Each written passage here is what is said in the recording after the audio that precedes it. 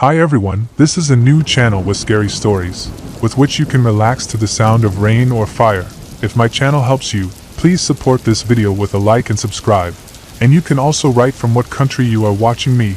Everyone enjoy watching. It all started when a good friend of mine, let's call him Sasha, suggested to me the idea of summoning the spirit of Screwtape, a brutal fat-killing maniac who might not even exist. You've heard the story of Jack the Ripper, right? The prostitute killer who also didn't exist? It's the same story with Piggy. He sort of killed fat people by cutting open their bellies and letting their intestines out, left a pig's head at every crime scene, was seen naked, covered in blood and wearing a pig mask, but didn't exist. That's a lot of sort of. The case is murky, the whole town's on edge, but it doesn't matter. And why he did it, there were many theories. The motive for the murder, the identity of the killer, but which one is correct we'll never know, but it doesn't matter. What is important is how we prepared for and performed the ritual. At that time we were about 16 years old. Sasha and I were into all sorts of unusual things, maniacs, spirits, and other devilish things. For this, we need a pig's head. A real one, of course. Then we needed an overweight person. And finally the challenge must be conducted in a meatpacking plant. Thankfully, one such factory, long abandoned, was present in our city. The first 2 points were also fulfilled. We got the pig's head in a butcher shop, and we had a fat man we knew. We'll call him Kirill. The ritual can be performed at any time of the day. We decided to summon the pig in the daytime. And now the moment of summoning has come. Of course, we did not say anything to Kirill that we call Piglitus. Then he would hardly agree to it, because many people have a maniac with a pig's head on their ears. So we said we were summoning the usual spirit of some butcher. Thankfully, Kirill was not into summoning spirits, so he didn't know who we actually decided to summon. Naturally, he refused, but Sasha and I still broke him, so he had to go with us, like to pass a test of courage. Kirill in general easily succumbed to our pressure. We often joked at him, because of which he resented us, but still forgave us. We were bad company for him, but Kirill was always with us. As he confessed to us, he had fun with us, despite all our tricks and jokes. That's a little off topic. Anyway, we laid our heads down in the heart of the meat factory, where all the cattle are butchered. 3 times we said, "Pig, come," and then we wandered around the building waiting for the spirit. Too ordinary, even banal, a spirit summoning, right? We walked around the abandoned building for a long time. We were beginning to think that the challenge had failed, just like all the other times we had summoned various spirits. But it didn't. We were about to leave, when suddenly we heard a nasty grunting sound that cut our ears. The disgusting sound echoed through the mill, and we had to cover our ears with the palms of our hands. What was that? Kirill said fearfully. Sashka and I just shrugged our shoulders. We couldn't find the words to answer. We'd fucked up pretty badly, but it got worse. When we decided to check, we were returning to the place of the call. We heard footsteps. Heavy, slow. In addition to the footsteps, there was a cutting sound, as if something sharp was being driven against the wall. Then there was that nasty grunting sound again. We all jumped up and down at that. There was silence. Pressing and frightening. Everyone's knees were shaking. I tried to keep my cool, to think straight, in case someone was watching us and playing a prank. It sounded a little crazy, but it was possible. Guys, Kirill spoke up. Tell me this is all a joke. To be honest, those creepy noises were not part of our plan, I answered. What was part of your plan? Kirill asked, looking at us. Sanyak wanted to say something, but he was interrupted by a strange sound. As if someone had decided to sing gutturally through his vomit, as one might describe the sound. And it was right next to us. But from where? I can't say for sure. We stood in one place, ready to fall, our legs not holding at all from fear, and looked around. Someone or something was coming toward us, making a nasty sound. I was the first to spot the silhouette in the aisle of the butchery room where Pigot's summons was being held. He was just standing there, watching us. He was a giant, 6 feet tall. Athletic build. In his right hand was a big cleaver. Guys, no one heard me. Because of fear my voice became quiet. But soon Sanyak and Kirill noticed him. "Oh fuck," Shurik said and was the first to run away. Kirill and I ran after him. The porker banged his fist hard on the door jamb and ran toward us, grunting disgustingly and loudly. From time to time the blade of his cleaver touched the floor, making an unpleasant sound. He did not lag behind us. He kept coming closer and closer. Kirill, of course, lagged behind us. And for some reason I had a thought that if Swintus kills him, then Sank and I will get out of here alive. A smile spontaneously appeared on my lips. To be honest, I would have been happy with that outcome. While I was thinking about how we could escape, Pigott had already caught up with Kirill. There was a scream of pain and the sound of tearing flesh. Sanyak abruptly turned around to catch a glimpse and started laughing loudly and crazily. Like the Joker. That laughter made my hair stand up and stay that way, and goosebumps like a raging sea passed over my skin. Personally, I didn't turn around. I was really scared.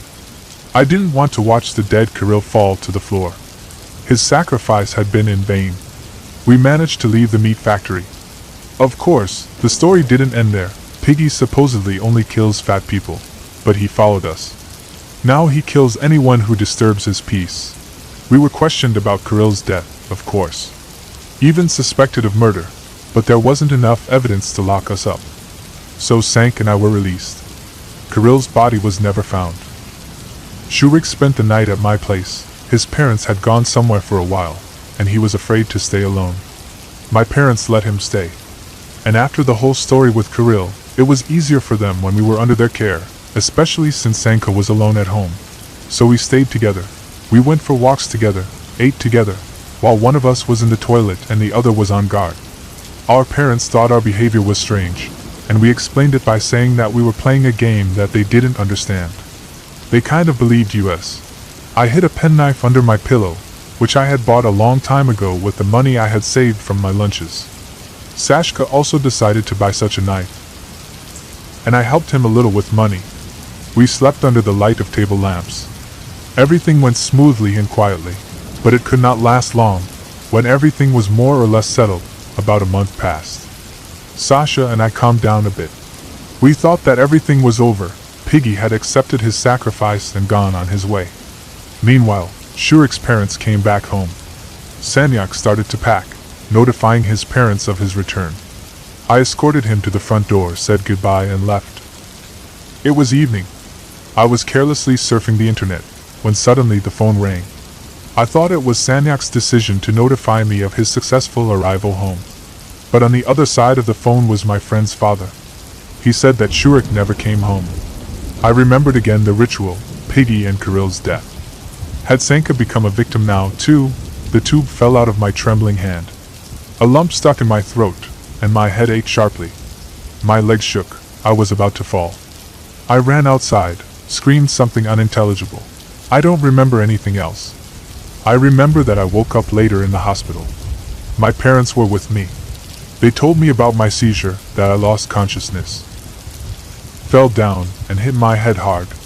I'm fine now, but Shurik, they found him a week later. Dead.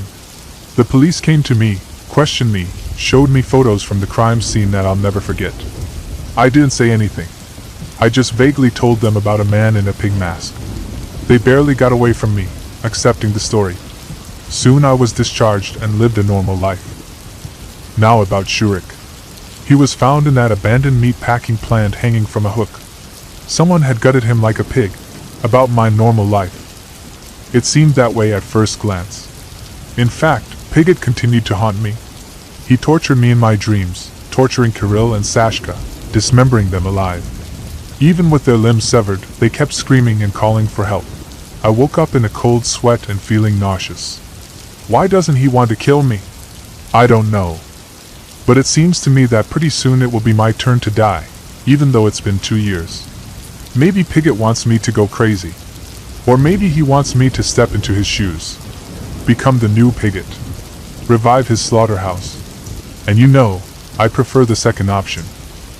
The thing from the woods, in the small village of Oakhaven, nestled deep within the heart of a dense and ancient forest, life moved at a pace as gentle and unhurried as the river that wound its way through the town.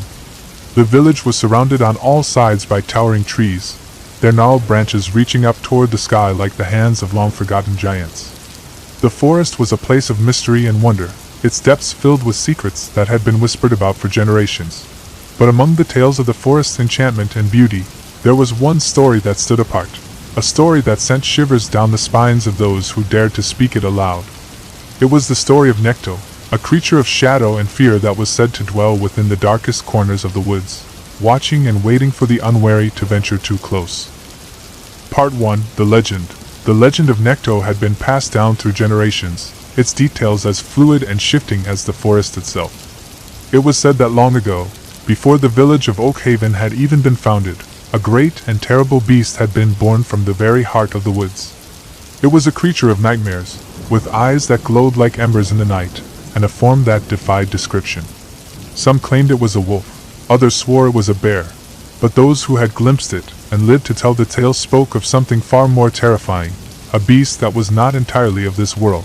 According to the stories, Necto was a guardian of the forest, a creature tasked with protecting the ancient secrets that lay hidden within its depths. But over time, as humans began to encroach upon its territory, the creature's nature had twisted and warped, turning it into something dark and malevolent. It was said to be able to move silently through the woods, its presence heralded only by the chill that crept up one's spine and the feeling of being watched by unseen eyes. The villagers of Oakhaven spoke of it in hushed tones, warning their children never to venture too far into the woods, lest they incur the wrath of Necto. And though many dismissed the stories as mere superstition, a way to keep children from wandering too far, there were those who knew better, those who had seen the creature with their own eyes and lived to tell the tale. Part 2. The Disappearance. It was late autumn when the first sign of trouble appeared. The days were growing shorter, and a cold wind swept through the village, carrying with it the scent of decay and the promise of winter. The villagers went about their daily routines, unaware that something dark and sinister was stirring within the forest. The trouble began when one of the village's hunters, a young man named Thomas, failed to return home one evening. Thomas was well known for his skill in the woods, and it was unlike him to stay out after dark. His wife, Mary, grew worried as the hours passed and there was still no sign of him. By morning, a search party had been assembled, and the villagers set out into the forest, their hearts heavy with dread. They called out Thomas's name, their voices echoing through the trees, but there was no answer, only the whisper of the wind and the rustle of leaves underfoot. It wasn't long before they found the first signs of a struggle, a trail of broken branches and disturbed earth leading deeper into the woods. The villagers followed the trail with mounting unease, their eyes scanning the shadows for any sign of movement, and then they found it, a clearing bathed in an eerie, unnatural light. At the center lay Thomas's hunting gear, scattered as if he had dropped it in a hurry. But of Thomas himself, there was no sign. Only the faint smell of something metallic and the unmistakable feeling of being watched from the shadows. The search party returned to the village empty-handed, their minds filled with the terrifying possibility that the stories of Necto were more than just tales. As the sun dipped below the horizon, casting the village into darkness, a sense of unease settled over Oakhaven like a shroud. Part 3. The Sightings. In the days that followed Thomas's disappearance, the villagers spoke in hushed whispers, the fear of Necto creeping into every corner of their lives.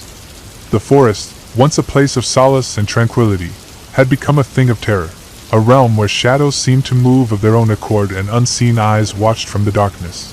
Reports of sightings began to surface, each more chilling than the last. A farmer claimed to have seen a hulking figure lurking at the edge of his fields, its eyes glowing with an otherworldly light. A group of children playing near the river returned to the village with tales of a monstrous shape watching them from the opposite bank. As fear tightened its grip on Oakhaven, the villagers took to locking their doors at night, their homes fortified against the unseen menace that prowled the woods. But despite their precautions, the sense of dread only grew, an insidious force that seeped into their dreams and twisted their thoughts. One evening, as the village gathered in the tavern to discuss the growing threat, an elderly man named Edgar stood up to speak. Edgar was a respected figure in Oakhaven, a man who had lived through many seasons and had seen much in his time. His voice was steady, though his eyes betrayed the fear that lay beneath his calm exterior. "I remember a time," he began, his voice carrying through the room, "when the forest was a place of wonder, a place where one could lose themselves in the beauty of nature. But that was before Necto came, before the darkness took hold." He paused, his gaze sweeping across the faces of those gathered before him. The creature is not just a beast of the woods. It is a guardian, a keeper of the forest's secrets. But something has changed it, twisted it into something malevolent. And it will not stop until it has reclaimed what it believes is rightfully its own. His words sent a shiver through the room, the weight of his revelation settling like a heavy cloak over the villagers. They knew, deep down, that they were dealing with something far beyond their understanding, something that defied logic and reason. As the meeting drew to a close, the villagers resolved to take action. They would not let the creature continue its reign of terror unchallenged. A plan was formed, a group of brave souls volunteering to venture into the heart of the forest and confront the beast that haunted their dreams. Part 4: The Hunt. The following morning, as the first light of dawn crept over the horizon, the group gathered at the edge of the village, their breath visible in the chill air. Each was armed with weapons and torches, their resolve steeled against the fear that threatened to overwhelm them. Among them was Henry, a young man known for his skill with a bow, and Margaret, a woman whose knowledge of the forest surpassed that of anyone in Oakhaven. Together, they led the group into the woods, their hearts pounding with a mix of fear and determination. The forest was silent as they made their way deeper into its depths, the only sound the crunch of leaves beneath their feet. The trees seemed to close in around them, their gnarled branches casting twisted shadows that danced in the flickering light of the torches.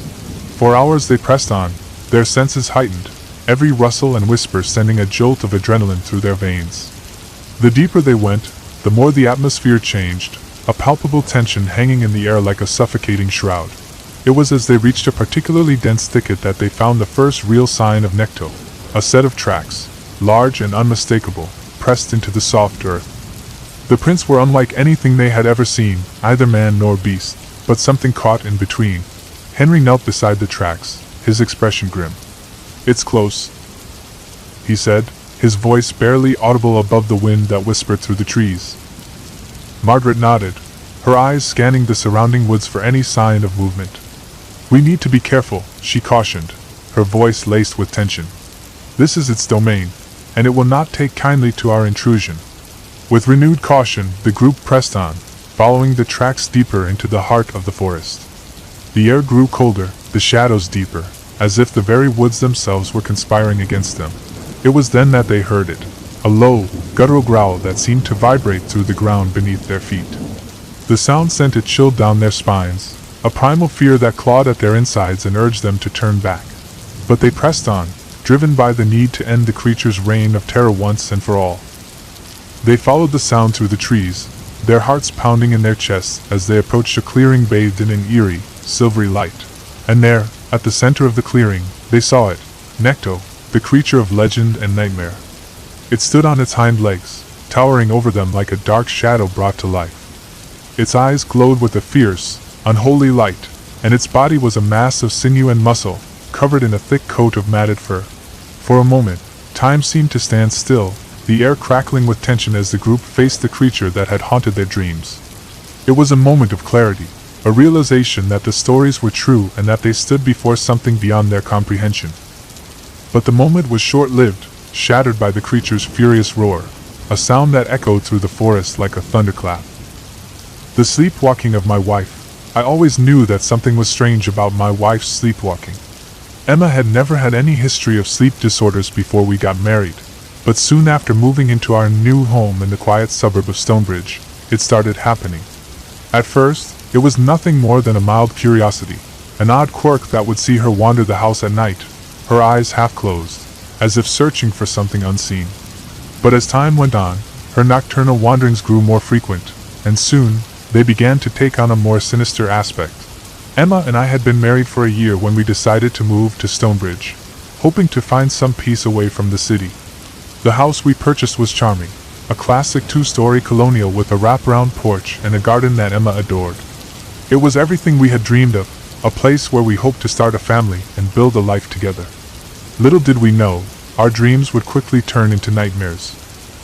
Part 1: The Beginning. The first time I noticed Emma sleepwalking was one cold November night. I awoke to the sound of creaking floorboards, the noise echoing through the house. Groggily, I turned on the bedside lamp, only to find Emma's side of the bed empty. My heart skipped a beat as I scanned the room, half expecting to see her standing there, eyes open but unseeing. Instead, I found her wandering aimlessly in the hallway outside our bedroom, her movements slow and deliberate. "Emma?" I called softly, not wanting to startle her. She didn't respond, her head turning slowly towards me with eyes that seemed to stare right through me. I approached her cautiously, gently taking her hand. Her skin was cold to the touch, and a shiver ran down my spine. I led her back to bed, whispering soothing words until she lay down and drifted off once more. The next morning, Emma had no memory of the event. She laughed it off as if it were nothing, blaming stress and the upheaval of our move. But a gnawing sense of unease settled in my gut, a feeling I couldn't quite shake. As the weeks went on, her sleepwalking episodes continued, each one stranger than the last. I would find her standing in the kitchen, staring out the window as if expecting someone to appear in the darkness. Other times, she would wander into the garden, her feet bare against the frost-covered grass, muttering incoherent words under her breath. Despite my growing concern, Emma insisted that it was nothing more than stress, and I tried to believe her. But deep down, I knew something was terribly wrong. Part 2. The Discovery. It was a particularly stormy night when the true extent of Emma's sleepwalking became apparent. The wind howled outside, rattling the windows and casting eerie shadows across the walls. I was jolted awake by a loud bang, a sound that reverberated through the house, shaking me from my slumber. Heart pounding, I sprang out of bed, instinctively reaching for the baseball bat I kept by my bedside. The noise had come from downstairs, and my mind raced with possibilities: a break-in, an accident, or something far worse. As I descended the staircase, the floorboards creaking beneath my feet, I heard it again, the soft, haunting melody of a music box playing somewhere in the house. The sound sent chills racing down my spine, its notes eerily familiar and yet disturbingly out of place in the dead of night. I followed the sound to the living room, where I found Emma standing in the dim light, her back turned to me. In her hands was an old music box, its lid open as it played its haunting tune. It was an object I had never seen before, its surface worn and tarnished with age. "Emma?" I called out, my voice trembling with unease. "What are you doing?" She turned slowly, her eyes still unfocused, as if she were caught in a dream. But it was the expression on her face that sent a jolt of fear through me, a look of serene detachment that was completely unlike her. I found it," she murmured, her voice distant and dreamlike. "It was calling to me." A sense of dread settled in my stomach as I approached her, taking the music box from her trembling hands. As soon as it left her grasp, the melody stopped, the silence that followed almost deafening in its intensity. I gently guided Emma back to bed, her eyes fluttering closed as she sank into the sheets. The music box lay heavy in my hand, its presence unsettling and inexplicably wrong. Once Emma was safely asleep, I examined the music box, searching for any clues to its origin. The box was intricately carved, its surface adorned with strange symbols that seemed to dance in the flickering light. There was something about it that felt ancient, as if it had existed long before our time. I couldn't shake the feeling that the box was somehow connected to Emma's sleepwalking, and as I sat there in the dim glow of the bedside lamp, a terrible thought began to form in my mind. What if Emma's sleepwalking was more than just a simple disorder? What if it was something else, something darker, something beyond our understanding? Part 3. The Unraveling. In the days that followed, Emma's condition worsened. Her sleepwalking episodes grew more frequent, and the disconnect between her waking and sleeping selves became more pronounced. She was restless, her eyes haunted by shadows that seemed to cling to her even in the light of day. I tried to talk to her about the music box, about the strange symbols that adorned its surface, but she brushed off my concerns with a dismissive wave. "It's just an old trinket," she insisted, her voice strained with fatigue. "I'm sure it was left here by the previous owners." But I wasn't convinced. There was something about the box, something that whispered to me in the quiet moments of the night. Its presence a constant reminder of the darkness that lurked just beyond the edges of our reality. Desperate for answers, I began to research the history of our home, searching for any clues that might explain the strange occurrences. It was during one of these late-night sessions that I stumbled upon an article in an old newspaper, its yellowed pages detailing a series of unexplained events that had taken place in Stonebridge over the years. The article spoke of a family who had lived in our house decades before, a family plagued by misfortune and tragedy. It told of a woman who had become obsessed with a mysterious music box, her mind unraveling as she was consumed by its haunting melody. The article suggested that the box was cursed, a vessel for something malevolent that thrived on the fears of those who possessed it. As I read, a chill ran through me, the words resonating with the truth I could not deny. The pieces of the puzzle began to fall into place, the shadows that had loomed over our lives finally taking shape. I knew then that the music box was the source of Emma's torment, its presence a catalyst for the dark forces that had taken hold of her mind. With this realization came a sense of urgency, a desperate need to save Emma from the grip of the curse that threatened to consume her. But I knew that I couldn't do it alone. I needed help, someone who understood the nature of the supernatural, someone who could guide us through the darkness and back into the light. Part 4. Seeking help, I reached out to a local historian named Edith Hawthorne, a woman known for her knowledge of the supernatural and the history of Stonebridge. Edith was a no-nonsense woman with sharp eyes and a mind like a steel trap. She listened intently as I recounted the events that had plagued us, her expression growing more serious with each passing moment. "The music box you speak of," she said, her voice measured and calm, "is an object of great power, an artifact that dates back centuries. It is said to be a conduit for dark energies, a vessel that can influence the mind of anyone who possesses it." She paused, her gaze piercing as she studied me. "If what you say is true, then your wife is in grave danger. The box is not just an object, it is a parasite, feeding on her fears and growing stronger with each passing day." Her words sent a chill down my spine, confirming the fears that had been gnawing at the edges of my mind. But I refused to give in to despair. There had to be a way to break the hold that the box had over Emma, a way to free her from the nightmare that had ensnared her. Edith agreed to help, her experience and knowledge a beacon of hope in the darkness that threatened to overwhelm us. Together, we devised a plan, a ritual that would sever the connection between Emma and the music box, banishing the dark forces that had taken root in her mind. The ritual was to take place on the night of the full moon, a time when the veil between worlds was at its thinnest. Edith instructed me on the preparations that needed to be made, the gathering of herbs and candles, the drawing of protective symbols around our home. As the day of the ritual approached, a sense of dread settled over me, the weight of what lay ahead pressing heavily on my shoulders. But I knew that I had to be strong, for Emma's sake, for the sake of our future together. Part 5. The ritual. The night of the full moon arrived, casting a silvery glow over the landscape. The house was filled with the scent of incense, the air thick with the promise of what was to come. Edith and I prepared the ritual space, drawing symbols of protection on the floors and lighting candles that flickered like stars in the darkness. Emma lay in the center of the circle, her sleep deep and troubled, as if caught in a web of dreams that refused to release her. The music box lay beside her, its presence a malignant force that pulsed with a dark energy. As we began the ritual, Edith's voice rose in a chant, a melody of words that seemed to resonate with the very fabric of the universe. I joined her, our voices weaving together in a tapestry of sound that filled the room, echoing off the walls and reverberating through the very core of my being.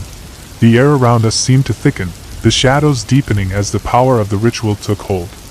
I felt a shift, a tangible change in the atmosphere, as if the very house was holding its breath, waiting for something to happen. And then it did. Emma's body tensed, her eyes flying open as she let out a gasp, her face contorted in terror. The music box began to tremble, its lid snapping shut with a force that sent a shockwave through the room. "Hold on, Emma," I whispered, my voice trembling with emotion. "We're almost there." The shadows seemed to gather around her, a dark cloud that swirled and writhed as if alive. But the light of the candles burned bright, their flames unwavering in the face of the darkness. With one final surge of energy, Edith's chant reached a crescendo, the power of the ritual peaking in a blinding flash of light. The shadows recoiled, the darkness dissolving into nothingness as the connection between Emma and the music box was severed. Emma let out a shuddering breath, her body relaxing as the tension drained away. The music box lay still beside her, its power extinguished, its hold over her mind finally broken. Part 6. The aftermath. In the days that followed the ritual, Emma began to recover.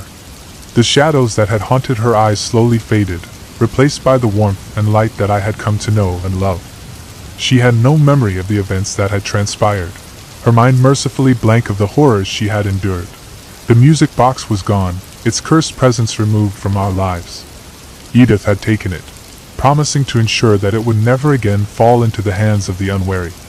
I was grateful for her help, her knowledge and strength a guiding light in our darkest hour.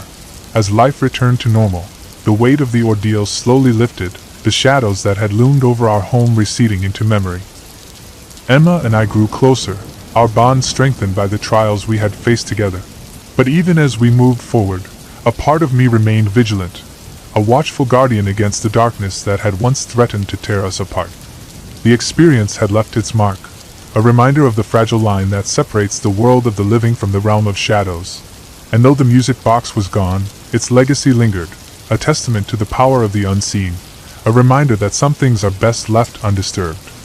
As I held Emma close, the warmth of her presence a balm against the chill that lingered in the corners of my mind, I knew that we had faced the darkness and emerged victorious. But I also knew that we would never forget the lesson we had learned, the understanding that the world is far more mysterious and terrifying than we could ever imagine, and that sometimes, the greatest dangers come not from without, but from within. The Nightmare Within, a sleep paralysis story. I had always been a rational person, firmly rooted in the belief that most things could be explained by science or logic. But everything changed the night I experienced sleep paralysis for the first time. At first, I thought it was just a fluke, a random occurrence brought on by stress and lack of sleep. However, it quickly became a recurring nightmare that blurred the lines between reality and something far darker. I had moved into a new apartment in the city, a charming yet slightly rundown building with creaky floorboards and walls thin enough to hear the murmur of conversations from the neighbors. Despite its flaws, it had a certain charm. The kind that made me feel like I was living in the heart of the city. I was eager to settle in, to start a new chapter in my life. Little did I know that the apartment held secrets of its own, secrets that would soon unravel my sense of reality. The first few nights in the apartment were uneventful, but as the days wore on, I found myself growing increasingly exhausted. I attributed it to the stress of moving, of adjusting to a new environment, but there was something else. A creeping sense of unease that seemed to settle over me like a shadow. It started with small things. Objects would be slightly out of place, lights would flicker inexplicably, and I would often wake up feeling as if I hadn't slept at all. I brushed it off as paranoia, the result of overthinking and too much caffeine. But then, one night, everything changed. Part 1, the first encounter. It was a chilly autumn night, the wind howling outside, rattling the windows with a force that made the apartment shiver. I had fallen into bed, exhausted from a long day at work, hoping to find some respite and sleep. But what awaited me was anything but peaceful. I awoke to a peculiar sensation, a feeling of heaviness that pinned me to the bed, rendering me completely immobile. My eyes fluttered open, but my body refused to respond, as if trapped in an invisible vice that held me in place. Panic surged through me as I struggled to move, to scream, but my body lay still, unresponsive to my commands. It was then that I became aware of something else, an oppressive presence that loomed over me. Watching, waiting. In the dim light of the room, shadows twisted and stretched across the walls, creating shapes that danced in the corners of my vision. I felt a chill run down my spine, a primal fear that seemed to resonate from deep within me. And then I saw it, a figure, barely discernible in the darkness, standing at the foot of my bed. It was tall, its features obscured by shadow, but I could sense its eyes, cold and piercing, fixed on me with an intensity that made my blood run cold. The figure didn't move, didn't make a sound, but its presence was suffocating, a weight that pressed down on me with a malevolent force. I wanted to scream, to cry out, but the paralysis held me silent. A prisoner in my own body. Time seemed to stretch, each second an eternity as I lay there, helpless and terrified. And then, just as suddenly as it had begun, the paralysis released me, leaving me gasping for breath, drenched in sweat. The room was silent once more, the figure gone, leaving behind only the lingering sense of dread that clung to the air. I lay there, trembling, my mind racing with questions I couldn't answer. Had it been a dream? A hallucination? Or was it something more? A glimpse into a world I couldn't begin to understand? Part 2, the descent into darkness. In the days that followed, I found myself plagued by a growing sense of paranoia. The experience had left me shaken, a nagging fear gnawing at the edges of my consciousness. Sleep became elusive, the shadows that filled my dreams a constant reminder of that night. I began to research sleep paralysis, desperate for answers that would explain what I had experienced. I read about the scientific explanations, the brain caught in a state between sleep and wakefulness, the natural mechanisms that prevent us from acting out our dreams. But none of it provided any comfort. There was something about that night, something that felt distinctly unnatural, as the days turned into weeks. The episodes of sleep paralysis became more frequent, each one more terrifying than the last. It was as if the figure in the shadows had become a part of my life, a specter that haunted the darkest corners of my mind. I tried everything to rid myself of the episodes: meditation, sleep aids, even consulting a doctor who prescribed medication to help me sleep. But nothing worked. The presence lingered, a constant reminder that I was never truly alone. It was during one of these episodes that I noticed something new, a whisper, soft and insidious, that seemed to emanate from the shadows themselves. The words were unintelligible, a low murmur that sent shivers down my spine. But the intent was clear, whatever it was. It wanted something from me. Desperation drove me to seek out more unconventional methods of dealing with my plight. I found myself drawn to the world of the paranormal, seeking answers in places I had once dismissed as superstition. I read about entities that preyed on the vulnerable, spirits that thrived on fear and despair. I even reached out to a local paranormal investigator, a woman named Alara, who was known for her expertise in dealing with such phenomena. She agreed to visit my apartment, to see if there was any truth to my suspicions. Alara was a calm and collected woman, her presence reassuring as she entered my home. She carried with her an array of equipment, EMF meters, thermal cameras, and a collection of herbs and crystals meant to ward off malevolent spirits. As she moved through the apartment, her brow furrowed in concentration, she explained that sleep paralysis was often associated with negative energy, a manifestation of unresolved trauma or an entity that sought to feed on the fear it generated. "There's definitely something here," she said, her voice steady as she examined the readings on her equipment. "The energy in this place is unsettling." Her words sent a shiver through me, a confirmation of the fears that had taken root in my mind. Alara performed a cleansing ritual, her movements deliberate as she burned sage and chanted words of protection.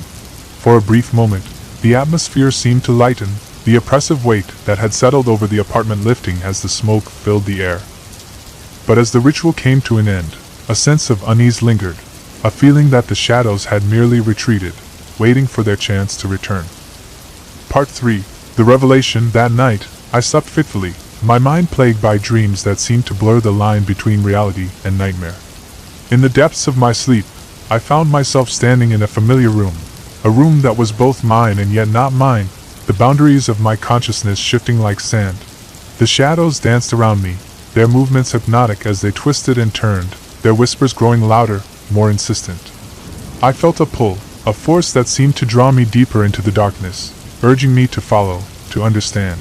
As I stood there, caught between the waking world and the realm of dreams, I saw it again, the figure, its form taking shape in the shadows. But this time, there was something different, something that sent a jolt of recognition through me. The figure stepped forward, its features becoming clear in the dim light. It was a man, his face gaunt and hollow, eyes that seemed to burn with an inner fire. His presence was commanding, a force that seemed to demand my attention. "You know me," he said, his voice a low rumble that echoed through the room. "You have always known me." The words sent a shiver through me, a memory stirring at the edges of my consciousness. There was something familiar about him, a sense of déjà vu that I couldn't quite place. "Who are you?" I demanded, my voice barely a whisper in the vast expanse of the dream. He smiled, a slow, predatory grin that sent chills racing down my spine. "I am the darkness within, the part of you that you cannot escape." As he spoke, the shadows around us seemed to shift and change, taking on forms that were both alien and disturbingly familiar. Faces emerged from the darkness, faces of people I had known, people I had lost, their eyes filled with a haunting emptiness. The realization hit me with the force of a tidal wave, a truth that I had refused to acknowledge. The figure, the presence that had haunted me, was a manifestation of my own fears, my own guilt, a reflection of the darkness that I had carried with me for so long. In that moment, the room seemed to close in around me, the shadows tightening their grip as the figure reached out, his hand hovering just inches from my face. "You cannot run from what you are," he whispered, his voice a cold caress that sent shivers through my soul. "You cannot escape the truth." With a start, I awoke, my heart pounding in my chest, the room bathed in the soft glow of morning light. The encounter had felt so real, so vivid, that it took me a moment to realize that I was no longer dreaming. But the sense of dread lingered, a weight that pressed down on my chest, as I tried to come to terms with what I had seen. The figure's words echoed in my mind, a haunting reminder of the truth that I had been so desperate to ignore. Part 4: Confrontation. The revelation that the figure in my dreams was a part of me, a manifestation of my own inner turmoil, left me shaken, but also determined. I knew that I couldn't continue to live in fear, that I had to confront the darkness within me if I ever hoped to find peace. I began to examine the events in my life that had led me to this point, the traumas and regrets that I had buried deep within my subconscious. Memories of a childhood marred by loss and uncertainty, of relationships that had crumbled under the weight of my own insecurities. As I delved deeper into my past, I realized that the figure was right. I had been running from myself, from the parts of my life that I had refused to acknowledge. And in doing so, I had allowed the darkness to take root, to manifest itself in ways I couldn't control. Determined to break the cycle, I sought the help of a therapist, someone who could guide me through the process of confronting my fears and understanding the complexities of my own mind. It was a journey that was both painful and cathartic, a process that forced me to face the parts of myself that I had long kept hidden. Through therapy, I began to unravel the tangled web of emotions that had held me captive for so long. I learned to confront my fears head-on, to accept the parts of myself that I had once considered weaknesses. It was a journey of self-discovery, a path that led me to a greater understanding of who I was and who I wanted to be. As I worked through my issues, the episodes of sleep paralysis became less frequent, the presence in the shadows losing its hold over me. The nightmares that had once plagued me began to fade, replaced by a sense of peace that I had never thought possible. But I knew that the journey was far from over, that the darkness would always be a part of me, a reminder of the struggles I had overcome and the strength I had found within myself. Part 5: Acceptance. Months passed, and I found myself growing stronger, more resilient in the face of the challenges that life threw my way. The nightmares had become a distant memory, a shadow that lingered at the edges of my consciousness but no longer held any power over me. I had come to accept the figure in the shadows as a part of myself, a representation of the fears and doubts that I had carried with me for so long. In doing so, I had learned to embrace the darkness within me, to find strength in vulnerability and courage in the face of fear. The apartment that had once been a source of terror had become my sanctuary, a place where I could find solace and peace. The creaky floorboards and thin walls were no longer a source of unease but a comforting reminder of the life I had built for myself. I had grown close to Alara, the paranormal investigator who had helped me in my darkest hour. She had become a friend, a confidant who understood the complexities of the human mind and the mysteries of the unseen world. Together, we continued to explore the realms of the paranormal, seeking to understand the forces that shaped our world and the shadows that lurked just beyond our perception. It was a journey that was both enlightening and humbling, a reminder of the vastness of the universe and the small role we played within it. And though the figure in the shadows no longer haunted my dreams, I knew that it would always be a part of me, a symbol of the struggles I had overcome and the resilience I had found within myself. As I lay in bed one night, the moon casting a gentle glow through the window, I felt a sense of peace wash over me, a feeling of contentment that I had never thought possible. I closed my eyes, letting the warmth of sleep envelop me, and in the quiet darkness, I whispered a silent vow to myself, to embrace the unknown, to find strength in the face of fear, and to live a life that was truly my own. And as I drifted into slumber, I knew that I had finally found what I had been searching for all along, a sense of belonging, a connection to the world around me, and the understanding that the greatest journey was not one of distance but of the soul. In the end, the darkness had not been vanquished, but transformed, a testament to the power of the human spirit and the resilience of the heart.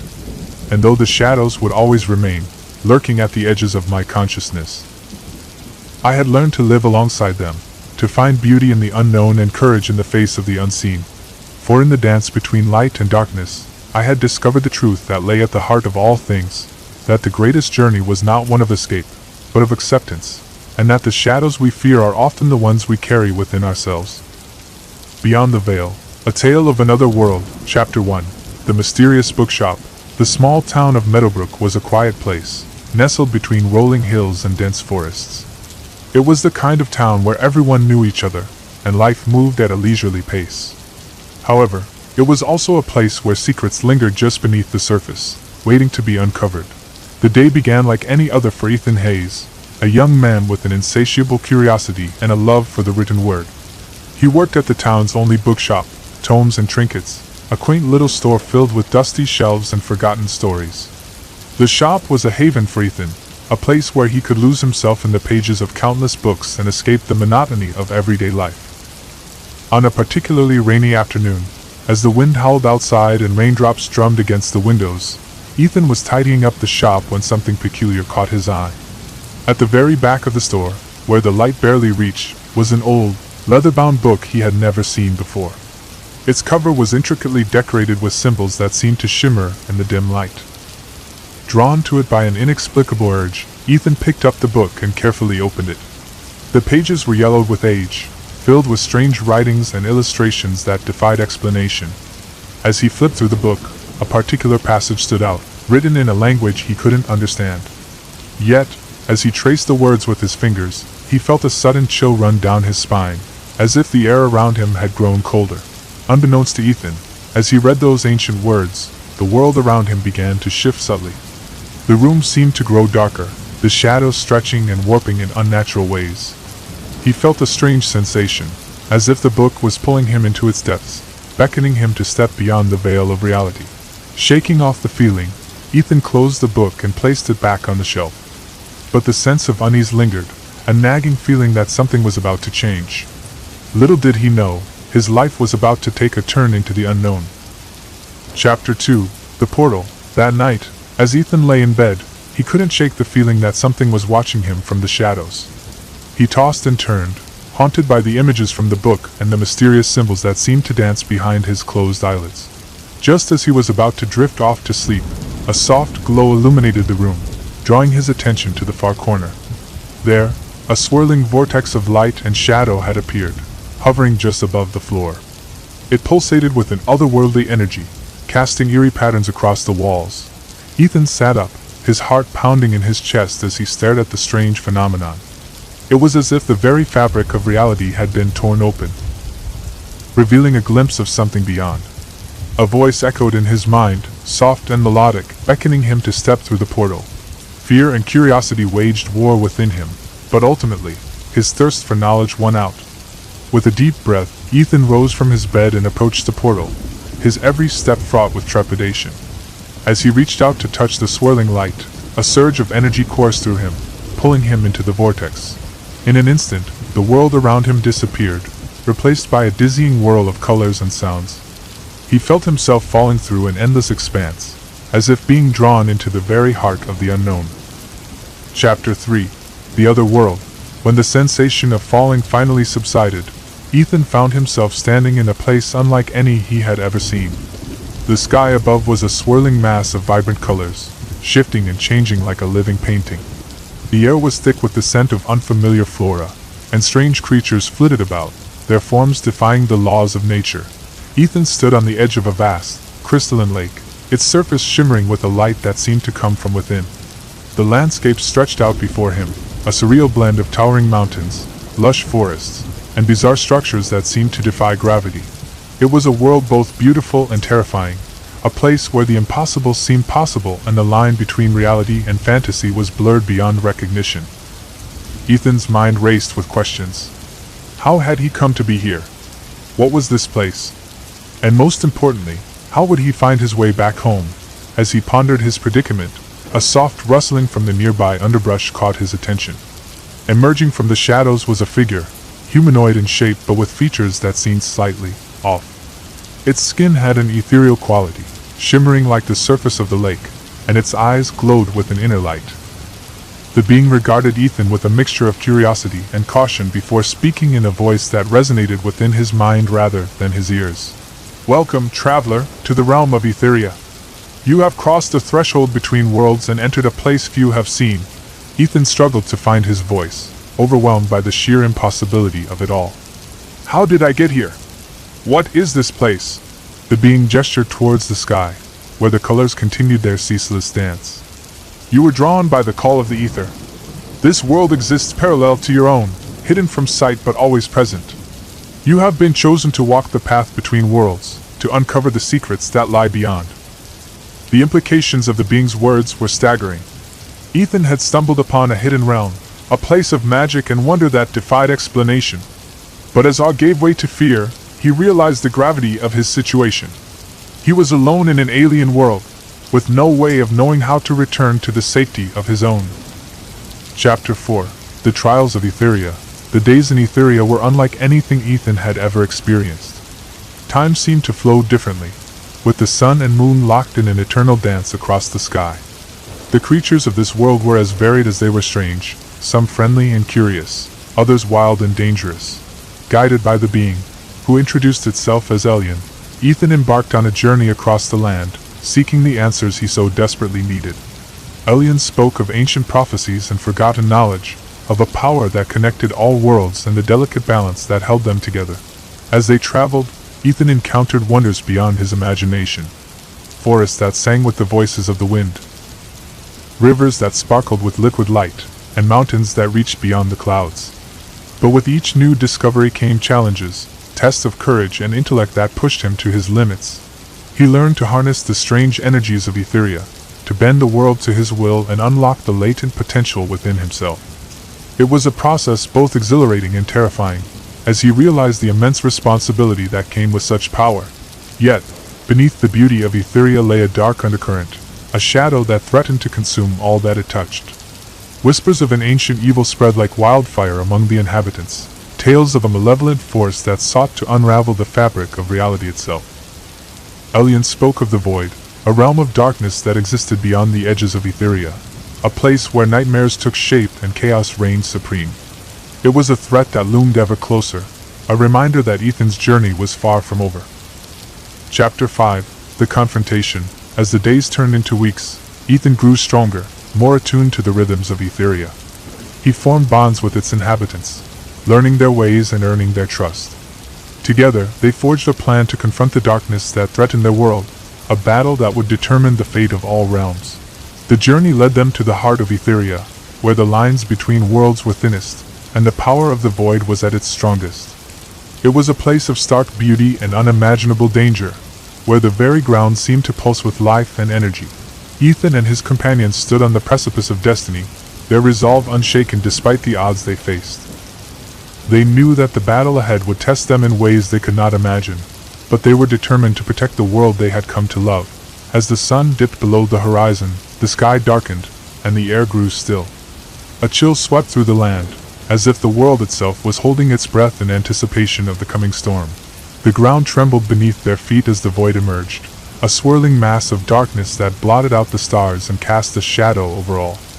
It was a force of pure malevolence, a hunger that sought to consume all in its path. Ethan felt the weight of its presence, a crushing despair that threatened to overwhelm him. But he stood firm, drawing strength from the bonds he had formed and the lessons he had learned. With a shout, he unleashed the power within him, a torrent of light that clashed against the darkness, illuminating the night with its brilliance. The battle raged on, a struggle between light and shadow, hope and despair. In the end, it was not brute force that triumphed, but the unity and determination of those who stood together against the darkness. As the void recoiled, defeated and banished to the depths from whence it came, the world seemed to sigh in relief, the balance restored once more. Chapter 6. The Return. With the threat vanquished, Etheria began to heal, the land rejuvenating and the skies once again filled with the vibrant colors of life. The inhabitants celebrated their victory, their hearts full of gratitude and hope for the future. Ethan knew that his time in Etheria was coming to an end, that he must return to his own world. But he carried with him the memories of his journey, the friendships he had forged, and the knowledge that he had become a part of something greater than himself. Elyon stood by his side, a knowing smile on its ethereal face. "You have walked the path between worlds and emerged stronger for it. Remember, the veil between realms is thin, and you are always welcome here." With a final farewell, Ethan stepped through the portal, the world of Etheria fading into a blur of light and shadow. The sensation of falling returned, but this time it was accompanied by a sense of peace and fulfillment. He awoke in his own bed, the morning sun streaming through the window, casting a warm glow over the room. It was as if no time had passed, as if the journey had been but a dream. Yet, as he sat up and looked around, he felt a change within himself, a newfound confidence and understanding of the world and his place within it. The book from the shop lay open on the bedside table, its pages filled with the symbols that had begun his adventure. Ethan smiled, knowing that the world was full of mysteries waiting to be uncovered and that his journey was far from over. With the spirit of Etheria in his heart, he embraced the unknown, ready to face whatever challenges lay ahead. And in the quiet moments between waking and dreaming, he could almost hear the whisper of the ether, calling to him from beyond the veil, a reminder that he was never truly alone. In the end, the tale of Etheria was not just a story of adventure and discovery but a testament to the power of the human spirit and the endless possibilities that lay beyond the boundaries of reality. For in every shadow, there is a light waiting to be found, and in every heart, the courage to face the unknown. The Haunting of the Night Gym, A Tale of Terror, Chapter 1, The All-Night Workout. In the heart of the bustling city of Greystone, where the skyline was a forest of steel and glass, there was a gym that never slept. Pulse Fitness, as it was called, offered a 24/7 service for those insomniacs and night owls who preferred to sweat out their stress under the dim glow of fluorescent lights rather than face the quiet solitude of their homes.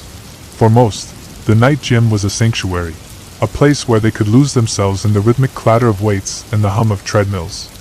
But for a few, it was a place shrouded in mystery, where shadows seemed to dance just out of sight and whispers echoed in the corners. Max Turner, a college student juggling his studies and a part-time job, had recently become one of these nocturnal gym-goers. With exams looming and stress mounting, he found solace in the gym's comforting familiarity. His routine was simple: a quick warm-up, a rigorous circuit of weights, and a cool-down on the treadmill. It was during one of these late-night sessions that Max first noticed something amiss.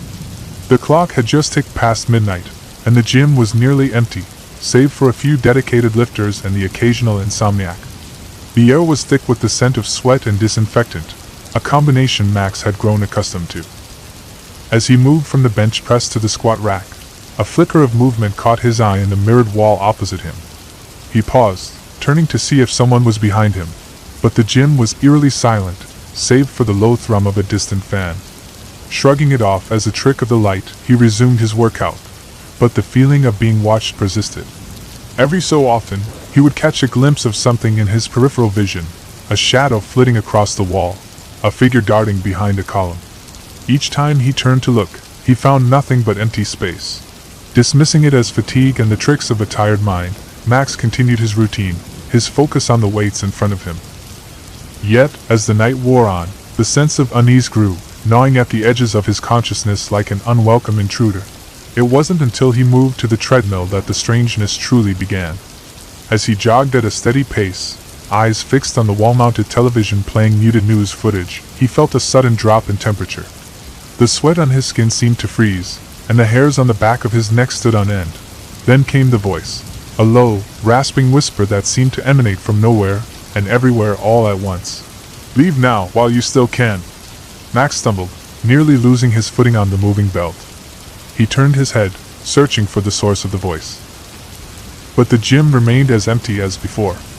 The voice was gone, as quickly as it had come, leaving only an unsettling silence in its wake. Deciding he had had enough for one night, Max ended his workout early and headed for the showers.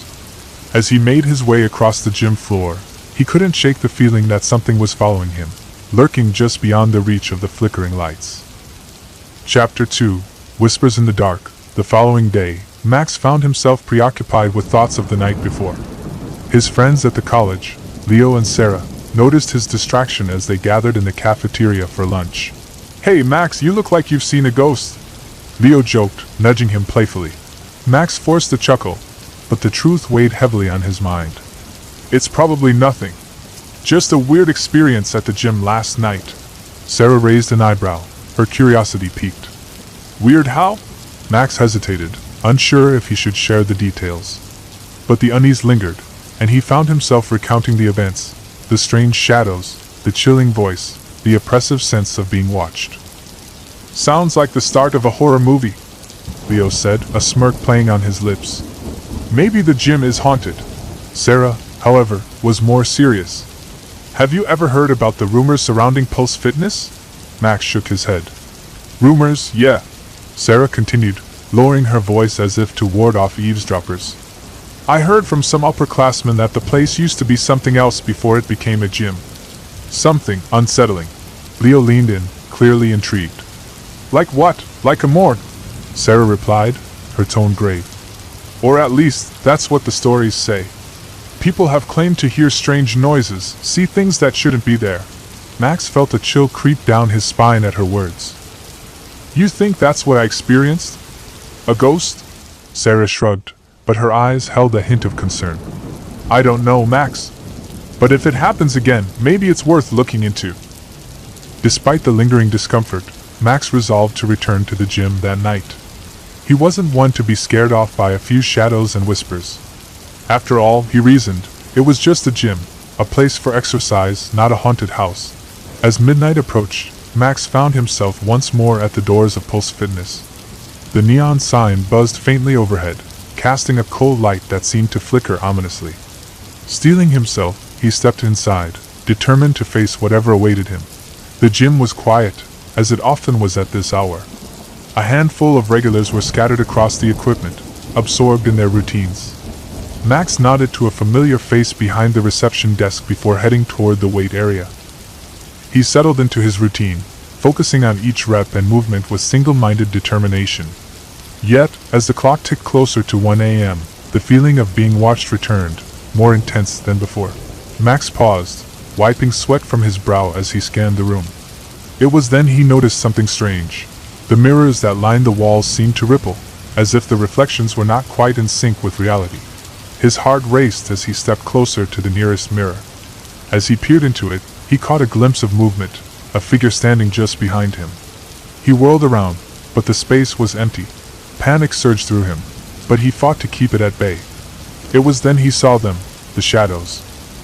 They stretched and twisted across the gym floor, dark shapes that seemed to ride with a life of their own.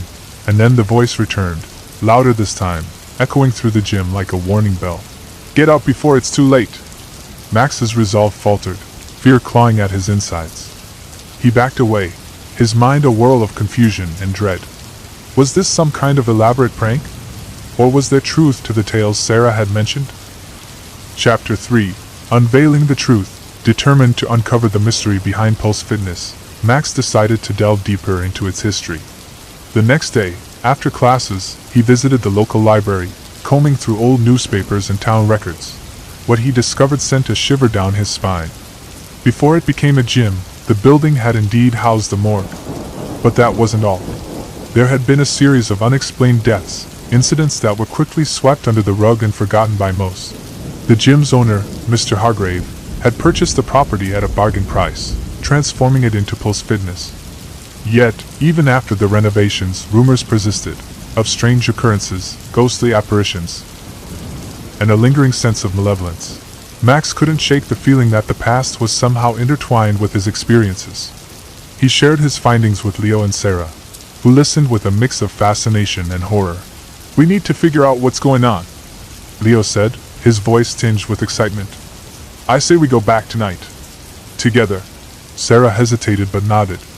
"It might be dangerous, but we can't let Max face this alone." That evening, as the sun dipped below the horizon, casting long shadows across the city, the trio made their way to Pulse Fitness. The gym loomed ahead, its facade imposing against the night sky. Max felt a mix of dread and anticipation as they approached the entrance. He pushed open the door, the familiar scent of the gym washing over him as they stepped inside. The gym was quieter than usual, the low hum of machinery the only sound. The receptionist gave them a curious glance but said nothing as they made their way to the workout area. They spent the first hour in relative silence, each absorbed in their thoughts and the task at hand. But as the clock approached the witching hour, the atmosphere shifted, a palpable tension thickening the air. Max felt it first, a chill that crept over his skin, raising goosebumps along his arms. The mirrors began to shimmer, the reflections twisting and distorting with unnatural fluidity. Then came the shadows, darker and more defined than before. They slithered across the floor, forming shapes that defied logic and comprehension.